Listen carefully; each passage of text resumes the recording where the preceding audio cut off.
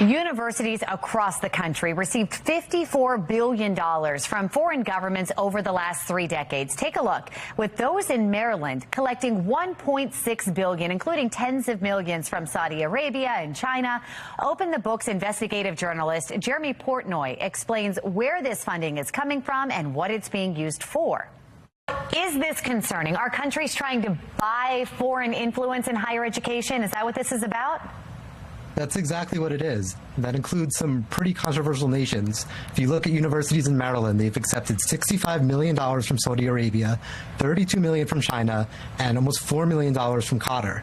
These are countries, remember, Saudi Arabia tortures people, they have unfair trials. China, there's no freedom of speech. And a lot of this money is restricted, which means it's China and Saudi Arabia dictating how it gets spent. That was what I was going to ask, Jeremy. What is it actually being used for, spent on?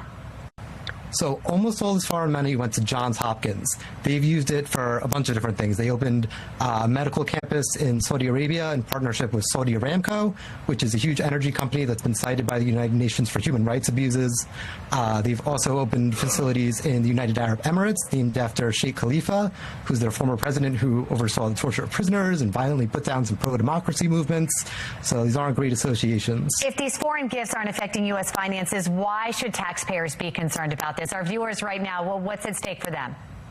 Well, these universities are taxpayer funded. Even a private college that you might not think that's the case, they have billions of dollars of federal contracts and grants flowing into them, and they should be operating in the interest of the U.S. taxpayer. He went on to mention the protests that we saw earlier this year at universities across the country. He says if protests continue, it's important to keep in mind who's funding these universities. I'm Megan Gillen, Fox 45 News.